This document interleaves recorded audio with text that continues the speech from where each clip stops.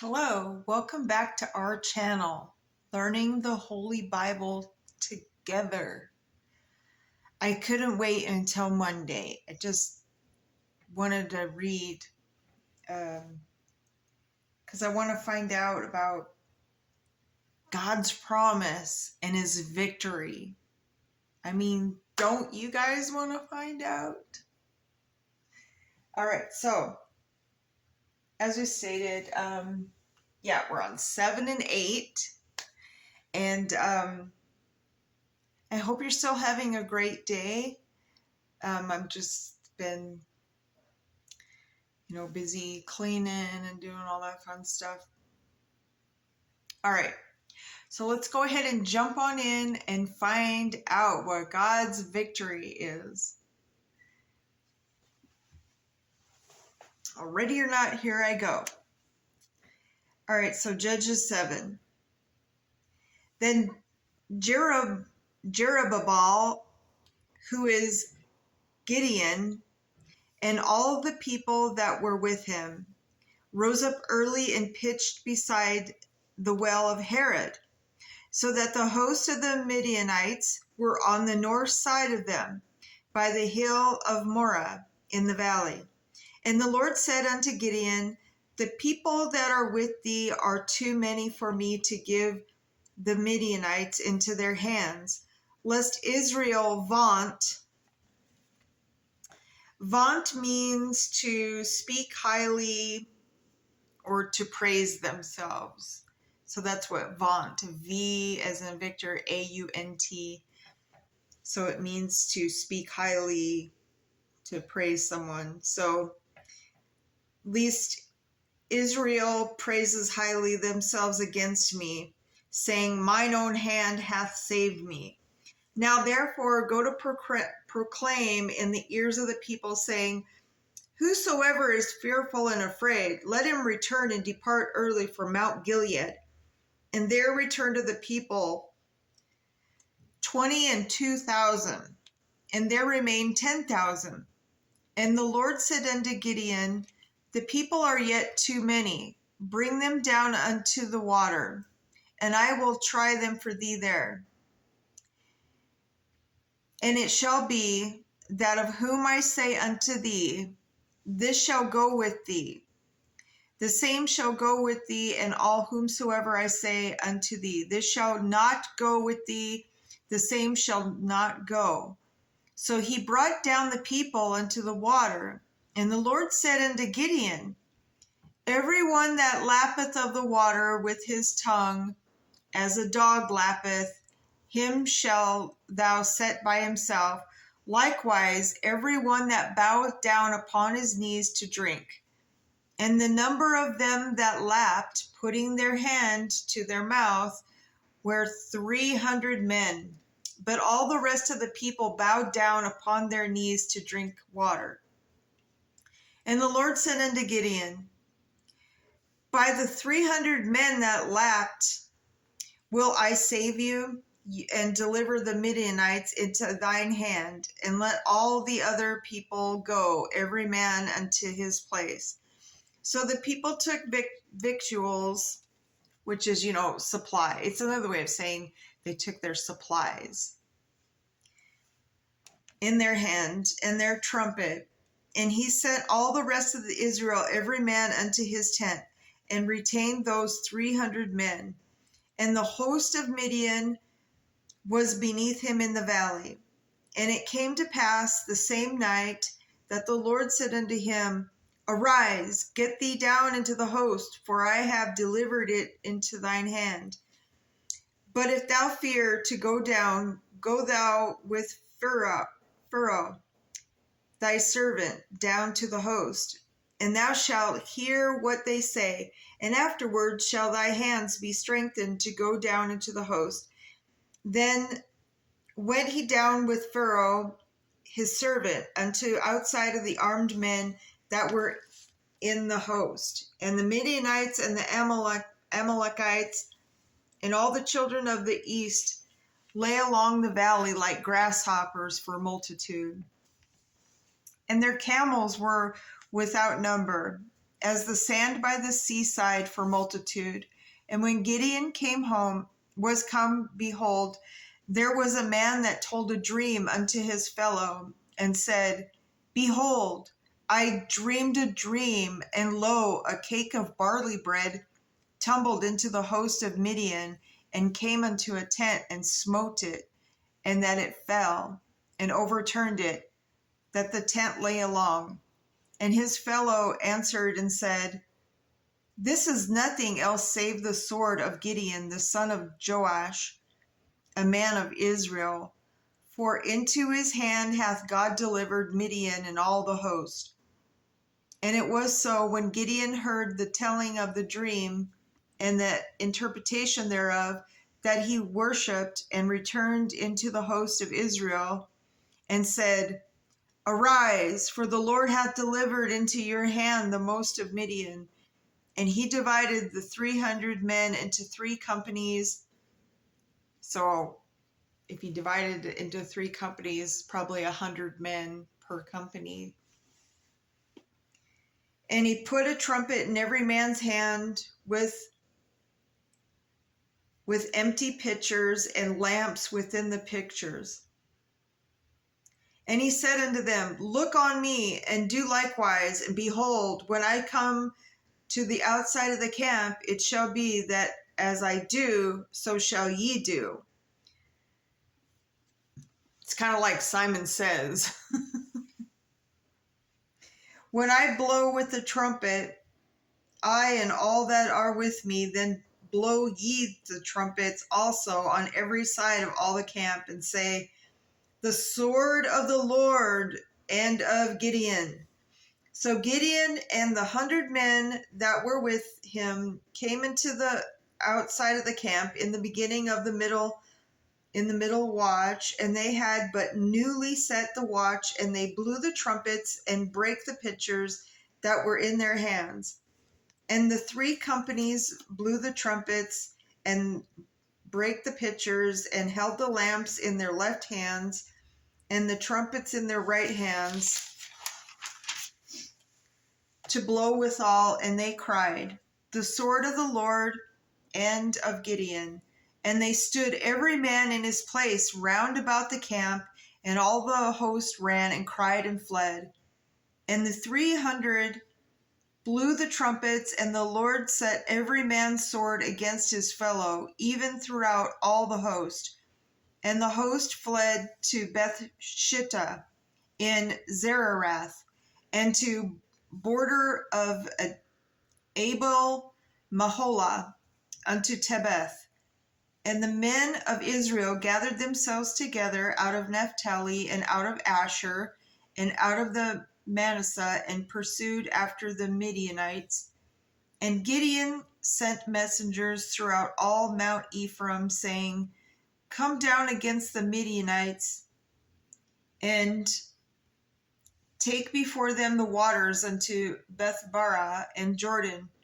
Then all the men of Ephraim gathered themselves together, and took the waters unto Bethbarah and Jordan. And they took 2 princes of the Midianites, Oreb and Deeb. And they slew Oreb unto the rock of Oreb, and Deeb they slew at the winepress of Zeb. And pursued Midian, and brought the heads of Oreb and Zeb to Gideon on the other side of Jordan. Okay, so we're going to read about Gideon's victory. So that was how God saved them. The victory is he led Gideon's army, and he basically told Gideon how to do it and what to do, and how he was going to help them save them. Okay, so Judges chapter 8. And the men of Ephraim said unto him, Why hast thou served us thus, that thou callest us not? When thou wentest to fight with the Midianites, and they did chide with him sharply. Chide means to scold, to scold, complain, yell. And he said unto them, What have I done now in comparison of you? Is not the gleaning of the grapes of Ephraim better than the vintage of Abiezer? God hath delivered into your hands the princes of Midian, Oreb, and Zeb. And what was I able to do in comparison of you? Then their anger was abated toward him when he had said that. And Gideon came to Jordan and passed over, he and the 300 men that were with him, faint ye pursuing them. And he said unto the men of Succoth, Give, I pray you, loaves of bread unto the people that follow me, for they be faint. And I am pursuing after Zebah and Zalmunna, king of Midian, and the princes of Succoth, and said, Are the hands of Zebah and Zalmunna now in thine hand, that we should give bread unto thine army? And Gideon said, Therefore, when the Lord hath delivered Zebah and Zalmunna into my hand, then I will tear your flesh with the thorns of the wilderness and with briers. And he went up thence to Penuel, and spake unto them likewise. And the men of Penuel answered him as the men of Succoth and answered him. And he spake also unto the men of Penuel, saying, When I come again in peace, I will break down this tower. Now Zebah and Zalmunna were in Karkor, and their host with them about 15,000 men, all that were left on all the hosts of the children of the east, for there fell 120,000 men that drew sword. And Gideon went up by the way of them that dwelt in the tents in the east of Nobah and Jogabah, and smote the host, for the host was secure. And when Zebah and Zalmunna fled, he pursued after them and took the 2 kings of Midian, Zebah and Zalmunna, and discomfited all the host. And Gideon the son of Joash returned from the battle before the sun was up, and caught a young man of the men of Succoth, and inquired of him.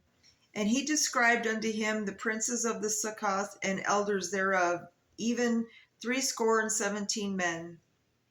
And he came up unto the men of Succoth and said, Behold, Zebah and Zalmunna, with whom ye did upbraid me, saying, Are the hands of Zebah and Zalmunna now in thine hand, that we should give bread unto the men that are weary?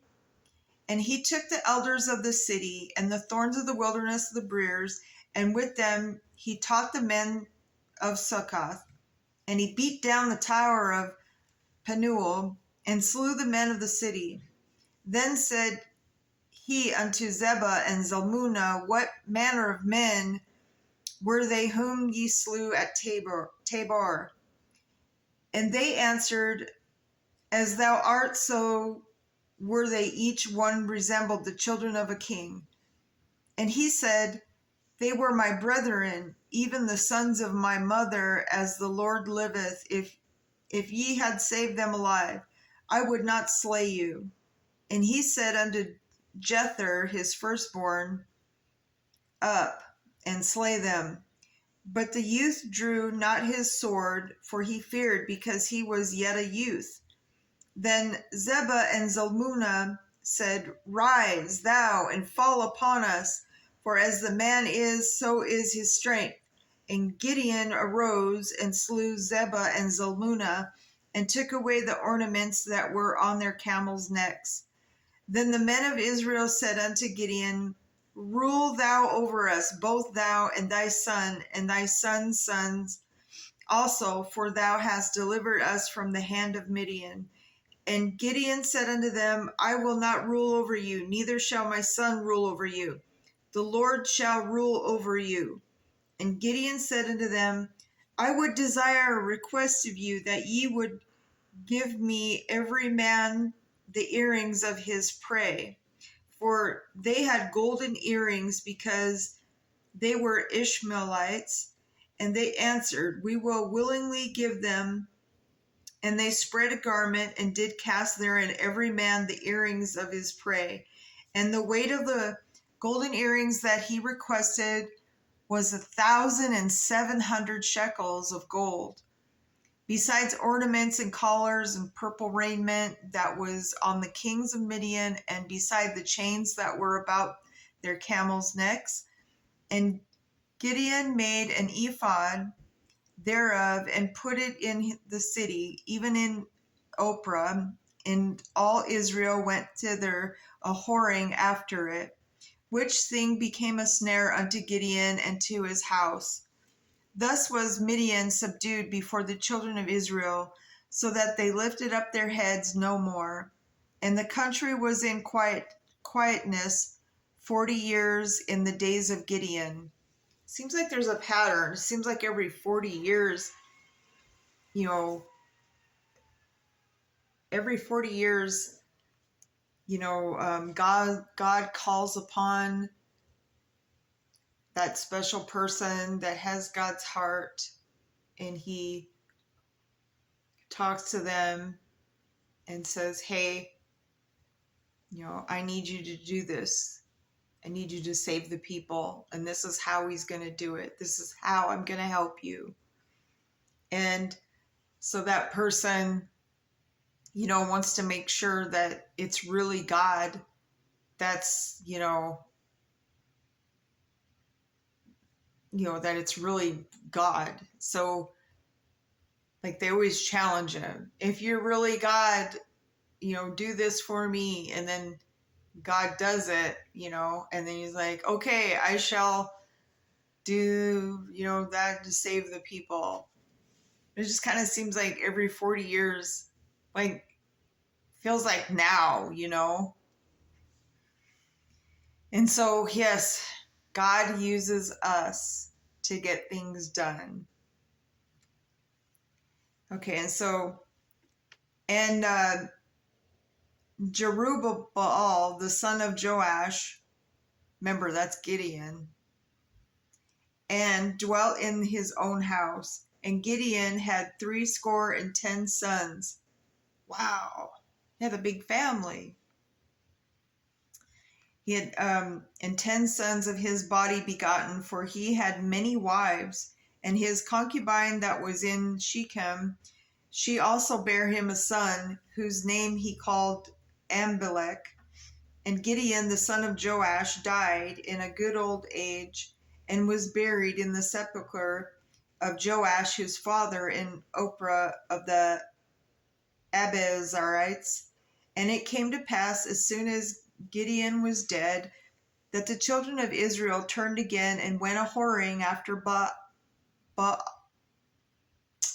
Baalim, and made Baal Berith their god.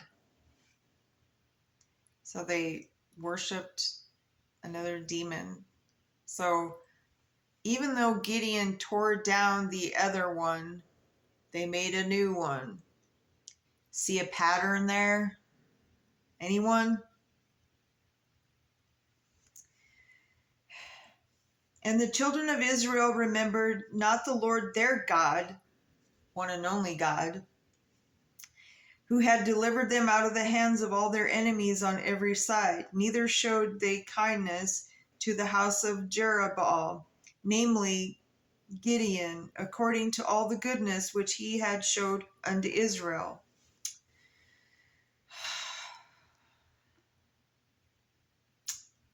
And that's what happened. All right, so that's the end of 8. The next time when we come back, we'll be on chapters 9 and 10, and we will read about Amalek's plot, find out what that's all about, and Gaal plots to a revolt at Shechem.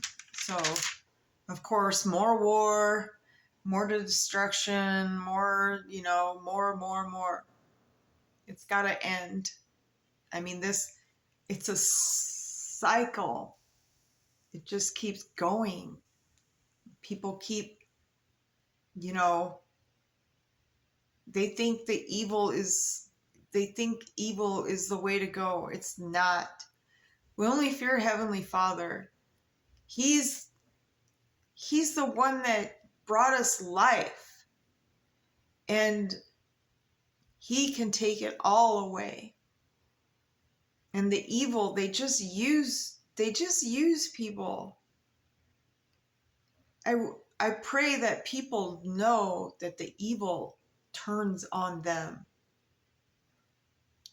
and their lives are always so miserable no matter what. So we pray for them to turn from their wicked ways.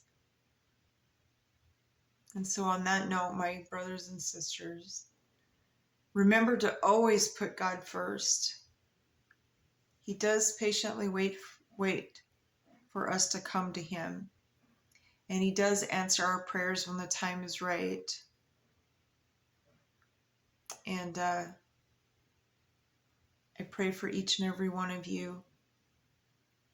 So till next time, to be continued.